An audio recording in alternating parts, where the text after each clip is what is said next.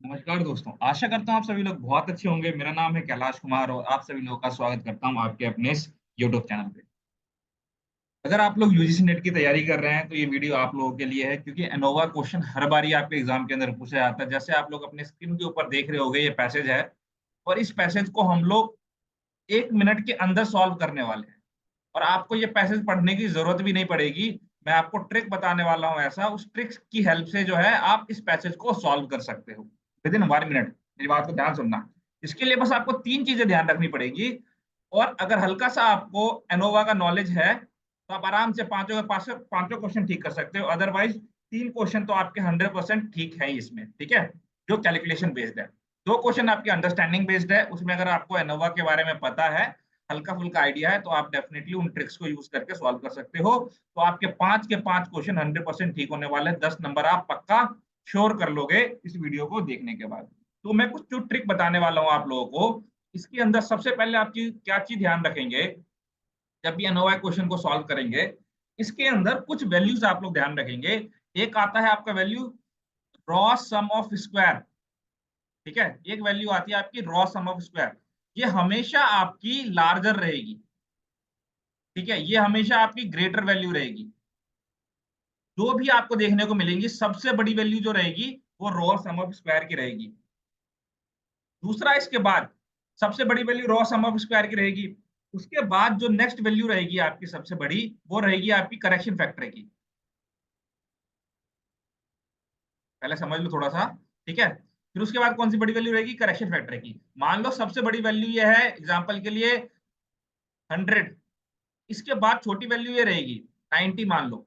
ठीक है, फिर इसके बाद इससे छोटी वैल्यू क्या रहेगी आपकी, टोटल सम ऑफ स्क्वायर, जिसको हम लोग टीएसएस से डिनोट करते हैं। ठीक है, इससे 90 से छोटी वैल्यू रहेगी 100, 90 से छोटी वैल्यू रहेगी आपकी, मान लो हमने दे दिया 80 इसको। ठीक है, तो टोटल सम ऑफ स्क्वायर इसके बाद आएगा आपका। फिर उससे छोटी वैल्यू क्या रहेगी आपकी, sum of square between group. ठीक है, इससे छोटी वैल्यू मान लो ये 70 हो गया आपका, तो ये वैल्यू रहेगी आपकी sum of square between group. पांचवी वैल्यू जो आपकी रहेगी वो रहेगी sum of square within group. मान लो ये 70 था आपका, तो ये मान लो 60 वैल्यू। तो देख लो छोटी छोटी वैल्यू आती आ रही है आपकी। फिर उसके बाद जो सबसे छोटी वैल्यू रहेगी आपकी, वो रहेगी एफ रेशियो की।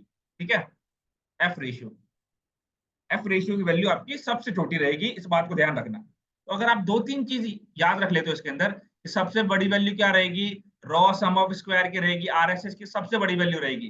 फिर उससे छोटी किसकी रहेगी, करेक्शन फैक्टर की रहेगी। फिर सबसे छोटी वैल्यू क्या रहेगी, एफ रेशियो की रहेगी। ठीक है, एफ रेशियो से बड़ी value sum of square within group की रहेगी, sum of square within group से बड़ी value sum of square within group की रहेगी। ठीक है, बीच में आपका टोटल सम ऑफ स्क्वायर आ गया। तो ये आपको ध्यान रखना है बस। ठीक है, कि सबसे बड़ी वैल्यू क्या, रॉ सम स्क्वायर, फिर करेक्शन फैक्टर और सबसे छोटा एफ रेशियो। एक ये ट्रिक ध्यान रखना आप। अब दूसरी ट्रिक क्या ध्यान रखना है आपने, दो फॉर्मुलेज बता रहा हूं मैं आप लोग को। कौन कौन से फॉर्मुलेज ध्यान रखना। मान लो अगर आपको रॉ सम ऑफ स्क्वायर निकालना है, क्या कह रहा हूं मैं, रॉ सम ऑफ स्क्वायर निकालना है आपको, तो उसके लिए आपको टोटल सम ऑफ स्क्वायर में करेक्शन फैक्टर ऐड ऑन कर देना है। ठीक है, क्या कह रहा हूं मैं, रॉ सम ऑफ स्क्वायर निकालना है तो उसमें टोटल सम ऑफ स्क्वायर को ऐड कर देना करेक्शन फैक्टर के साथ, तो आपके पास रॉ सम ऑफ स्क्वायर निकल जाएगा। अब देखो, मान लो इस बारी क्वेश्चन आपका रॉ सम ऑफ स्क्वायर पूछ लिया, तो नेक्स्ट टाइम यही नहीं पूछेगा आपसे। इसके अंदर अगर चेंज कर दे, मान लो करेक्शन फैक्टर पूछा आपसे, ठीक है, तो करेक्शन फैक्टर कैसे निकाल सकते हो आप। करेक्शन फैक्टर निकालने के लिए आप क्या कर सकते हो, इसको इधर ले जाओ, बस माइनस कर दो इसको। ठीक है, तो R S S minus T S S, तो ये निकल जाएगा आपका। ठीक है, तो इसके अंदर चेंजेस कर सकते हो इस फॉर्मूले के अंदर, बेसिक रूल लगा के आप। तो ये फॉर्मूला है कि ये ध्यान रखना। फिर उसके बाद नेक्स्ट फॉर्मूला एक और मैं आपको बता रहा हूँ। अगर मान लो आपको सम ऑफ स्क्वायर बिटवीन या बिटवीन ग्रुप निकालना है, तो मान लो sum of square between between group निकालना है, तो इसमें total sum of square minus sum of square within group कर देना, तो इससे आपका sum of square between group निकल के आ जाएगा। ठीक है, और वैसे अगर विद इन ग्रुप निकालना है आपको, तो विद इन ग्रुप निकालने के लिए क्या करना है, सम ऑफ स्क्वायर, फिर उसके बाद इसको इधर प्लस में चले जाएगा, ये इधर माइनस में आ जाएगा, तो total sum of square minus sum of square between group कर देना आप, तो इस तरीके से निकल जाएगा आपका। तो इसके अंदर आप चेंजेस कर सकते हो। ठीक है, इसके अंदर क्या कर सकते हो आप, चेंजेस कर सकते हो फॉर्मूले के अंदर। ओके, तो आइए अब हम क्वेश्चन के ऊपर आते हैं डायरेक्टली। ये फॉर्मूले ध्यान रखना, आप लोग नोट डाउन कर लेना अपने कॉपी के अंदर, कल के एग्जाम में होपफुली अगर क्वेश्चन आया तो 100% आप पांचों के पांचों क्वेश्चन सॉल्व करके आते हो। चलिए, आइए हम सॉल्व करने वाले हैं। तो हम ट्रिक के माध्यम से सॉल्व करेंगे। हमें पैसेज पढ़ने की कोई जरूरत नहीं है, मैं बिल्कुल पैसेज नहीं पढ़ूंगा आप लोगों के सामने, और इसको को सॉल्व करने वाले हैं। तो क्या पूछा है भाई, what is the value sum of square between group. तो हमें कुछ भी नहीं पता, इसको छोड़ दो, अभी कोई दिक्कत वाली बात नहीं, आगे आ जाओ। ठीक है, अब इसके ऊपर आओ 142 के ऊपर। एक बेसिक ट्रिक होता है आपका, देखिए आपका नल हाइपोथेसिस, मैं आपको पहले थोड़ा बता देता हूँ। इसमें नल हाइपोथेसिस रिजेक्ट कब होता है, जब आपकी कैलकुलेटेड वैल्यू बड़ी रहेगी टेबुलेटेड वैल्यू से, तभी नल हाइपोथेसिस आपकी रिजेक्ट होती है ना। तो कैलकुलेटेड वैल्यू आपकी बड़ी होनी चाहिए टेबुलेटेड वैल्यू से। तो स्टेटमेंट 1 के अंदर क्या बोला गया है, when the hypothesis is not rejected, जब हाइपोथेसिस आपका रिजेक्ट नहीं हुआ, ठीक है, मतलब हाइपोथेसिस आपका एक्सेप्ट हो रहा है, following a significant analysis of variance f ratio post at cost for the comparison between paired means is applied। तो क्या बोला है कि आपकी नल हाइपोथेसिस क्या होगी, एक्सेप्ट हो गई, और एक्सेप्ट होने के बाद आप क्या कर रहे हो, आप जो है पोस्ट हॉक टेस्ट लगा रहे हो। पोस्ट हॉक टेस्ट कब लगाते हैं, जब आपका इनके मीन में सिग्निफिकेंट डिफरेंस आता है ना, जब आपका कैलकुलेटेड वैल्यू टेबुलेटेड वैल्यू ज्यादा होती है, तभी तो आप पोस्ट हॉक टेस्ट लगाते हो कि भाई इनके बीच में क्या सिग्निफिकेंट डिफरेंस है, ठीक है, निकालने के लिए पोस्ट हॉक टेस्ट लगाते हैं, एलएसडी टुके टेस्ट तब लगाते हो आप। इसलिए स्टेटमेंट 1 तो आपका इनकरेक्ट हो गया, ठीक है। जब ये रिजेक्ट होती ना, तब जाके आप जो है पोस्ट हॉक टेस्ट लगाते हो। तो स्टेटमेंट 1 आपका इनकरेक्ट हो गया। स्टेटमेंट 2 क्या कह रहा है, in critical difference, in critical difference is smaller than mean difference. मतलब क्रिटिकल डिफरेंस मतलब क्या, टेबुलेटेड वैल्यू जो है आपकी, क्या हो रहा है, tabulated value is smaller than mean difference, मतलब कैलकुलेटेड वैल्यू।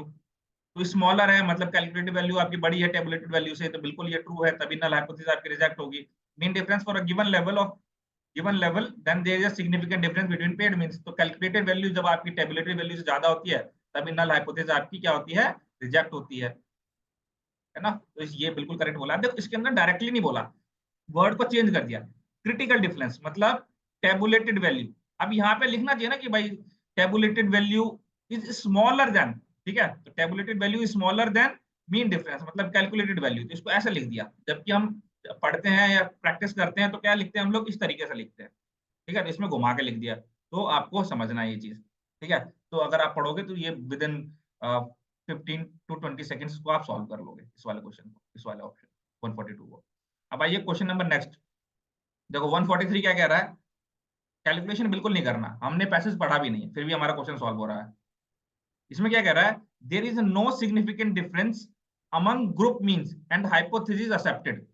कि भाई ये आपका एक ग्रुप था, ये दूसरा ग्रुप है, ये तीसरा ग्रुप है।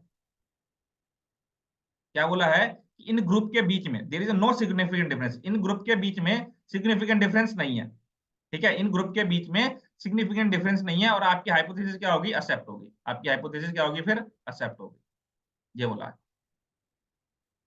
ठीक है, कि जब आप इनके ग्रुप के मीन में सिग्निफिकेंट डिफरेंस नहीं है और आपका हाइपोथेसिस क्या हो गया, एक्सेप्ट हो गया, ये बोला है। मतलब आपका बोला है इसके अंदर जो कैलकुलेटेड वैल्यू है वो बड़ी होगी टेबुलेटेड वैल्यू से, ये बोलना चाहता है इसके अंदर। ऑप्शन बी में क्या कह रहा है, hypothesis not accepted, accepted sorry, hypothesis क्या हो गया, आपका एक्सेप्ट नहीं हुआ। तो हाइपोथेसिस अगर आपका एक्सेप्ट नहीं हुआ तो क्या हो गया, हाइपोथेसिस रिजेक्ट हो गया। तो हाइपोथेसिस अगर रिजेक्ट हो गया तो हम क्या लिख सकते हैं कि कैलकुलेटेड वैल्यू बड़ी है आपकी, तभी तो हाइपोथेसिस आपका क्या हो रहा है, रिजेक्ट हो रहा है। सी ऑप्शन क्या बोला गया, calculated value is greater than tabulated value, इसमें भी यही बोला गया है, ये बी में बोला गया है। सी में क्या बोला है, कैलकुलेटेड वैल्यू आपकी बड़ी है टेबुलेटेड वैल्यू से। और डी में क्या बोला है, there is a significant difference among group means. तो इन ग्रुप के मीन्स में आपका क्या है, अगर सिग्निफिकेंट डिफरेंस होगा तो क्या होगा, कैलकुलेटेड वैल्यू बड़ी होगी आपकी टेबुलेटेड वैल्यू से, ठीक है। तो आप क्या देख रहे हो भाई, बी ऑप्शन में, सी ऑप्शन में, डी ऑप्शन में, सब में क्या है आपका जो है कैलकुलेटेड वैल्यू टेबुलेटेड वैल्यू से बड़ा है। हमने इसका इंटरप्रिटेशन करके निकाला तो हमें ये चीज समझ आया, ठीक है। और इसके अंदर क्या बोला है, कैलकुलेटेड वैल्यू टेबुलेटेड वैल्यू से बड़ी है, तो ये ऑड है आपका, ठीक है। और एफ रेशियो के लिए जो है ये करेक्ट नहीं है आपका, एफ रेशियो निकालने के लिए आपकी कैलकुलेटेड वैल्यू बड़ी होनी चाहिए टेबुलेटेड वैल्यू से, तब जाके आपका एफ रेशियो निकलेगा। तो बी सी डी बिल्कुल करेक्ट हो गया आपका, तो इसका राइट आंसर थर्ड हो गया।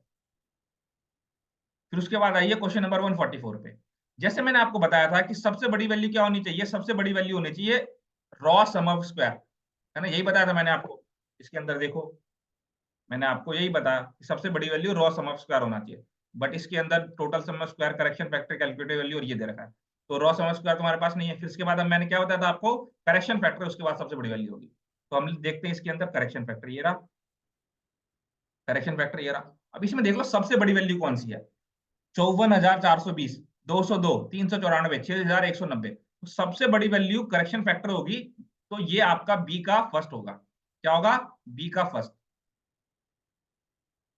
फिर उसके बाद आपको एक वैल्यू और पता है कि भाई जो कैलकुलेटेड वैल्यू है, क्या, जो कैलकुलेटेड एफ रेशियो है आपका, एफ रेशियो है आपका, देख लो सबसे छोटा होगा एफ रेशियो, ये देख लो एफ रेशियो क्या है, सबसे छोटा है आपका। तो एफ रेशियो ये रहा, सबसे छोटी वैल्यू कौन सी है इसमें से, 202 है, तो ये लो जी 202। ठीक है, तो सी का सेकंड, बी का फर्स्ट, सी का सेकंड, बी का फर्स्ट इसमें भी सी का सेकंड से इसके अंदर है, तो ये आपका राइट आंसर हो जाएगा सेकंड। अब आपको यहाँ से वैल्यूज मिल गई, तो उसको नोट डाउन करके लिख लेना। ए का 4 हो जाएगा, तो आपके पास टीएसएस आ गया, क्या है 6190.18। फिर उसके बाद आपको क्या, करेक्शन फैक्टर 5000, 54,000 सॉरी 420.82।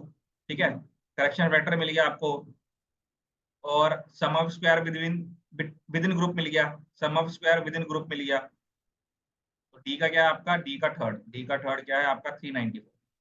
ये सारी वैल्यूज आ गई आपके पास। तो अभी इन वैल्यू से ना आप पहले वाला क्वेश्चन सॉल्व कर लोगे फॉर्मूला इनपुट करके। तो 145 कर लेते हैं हम लोग, सम रॉ सम ऑफ स्क्वायर। अब देखो रॉ सम ऑफ स्क्वायर निकालने का फॉर्मूला क्या बताया था मैंने आपको, ये देखो ये रहा, टीएसएस प्लस करेक्शन फैक्टर। तो ये देख लो टीएसएस मिल गया आपको यहाँ से 6190। ठीक है, 6190 ये मिल गया आपको, और करेक्शन फैक्टर जो है आपको ये मिल गया। तो आरएसएस निकल जाएगा आपका। आरएसएस निकालने का क्या फॉर्मूला है, देख लो ये रहा, आरएसएस निकालने का टीएसएस प्लस सीएफ,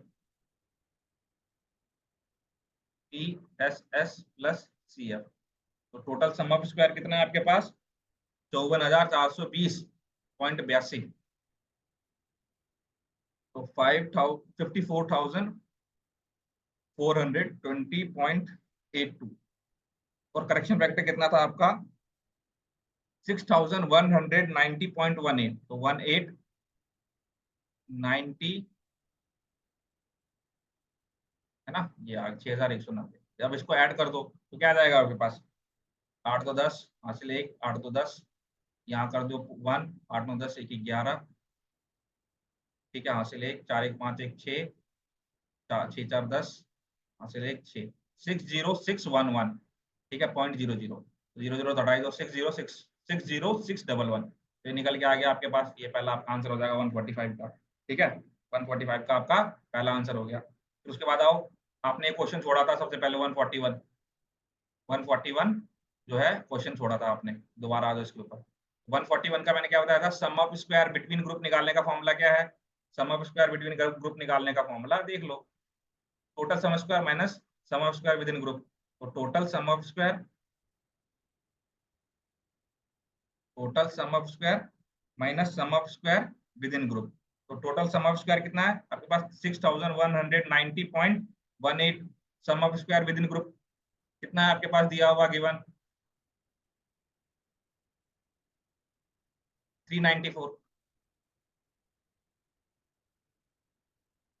394.00 माइनस कर दो 8 1, यहाँ 10 में से 4 गए 6, 8 में से 9 गए 9। ठीक है, ये फिर आपका बचेगा क्या इधर, 8 बचा, ये ना रुको 10 8, 10 में से 4 गए 6, इधर 8 बचा, हासिल लिया 0 बचा यहाँ पे 9। अब यहाँ पे 5 आया, 10 में से 3 गए 7, और 5796.18, 5796.18। तो ये पहला आपका आंसर आ गया। ठीक है, तो देखो इसके अंदर क्या आपको पढ़ने की जरूरत पड़ेगी या नहीं पढ़ने की जरूरत पड़ेगी, सारा आपने ऑप्शंस को देख के यहाँ पे जो है सॉल्व कर लिया आपने, है ना, सारा आपने ऑप्शंस को देख के सॉल्व कर लिया है, ट्रिक वुड यूज करके आपने सॉल्व कर लिया। ये तो मैं आपको समझा रहा था इसलिए इतना टाइम लगा, अदरवाइज ये आप 1 मिनट के अंदर सॉल्व कर सकते हो। ठीक है, 1 मिनट के अंदर आप सॉल्व कर सकते हो इस कॉम्प्रिहेंशन को। अगर आपको वीडियो अच्छी लगी तो डेफिनेटली आप लोग वीडियो को लाइक करिएगा, चैनल को सब्सक्राइब कर लीजिएगा, और बेल आइकन दबाना बिल्कुल ना भूले। और एक चीज कमेंट सेक्शन में जरूर बताइएगा कि आपको ट्रिक कैसा लगा। और ऐसे मैं आपको जो भी पैसेज आए हैं यूजीसी नेट के अंदर, मैं आपको सारे पैसेज सॉल्व करवा सकता हूँ, और क्लासेस के अंदर हम अपने करवाते हैं। तो अगर आप हमारा पेड ग्रुप लेना पेड बैच लेना चाहते हैं तो आप हमें इस नंबर पे कांटेक्ट कर सकते हैं। ये हमारा जो है कांटेक्ट नंबर है हमारा, यूजीसी नेट के लिए, असिस्टेंट प्रोफेसर के लिए, सेट के लिए, टीजीटी के लिए, हर बैच के लिए, जो हर एक एग्जाम के लिए बैच चल रहा है हमारा, तो आप हमें इस नंबर पे कांटेक्ट करके बैचेस में इनरोल कर सकते हैं। तो आज के इस वीडियो में बस इतना ही। आप सभी को आपके एग्जाम के लिए wish you all the best. Thank you.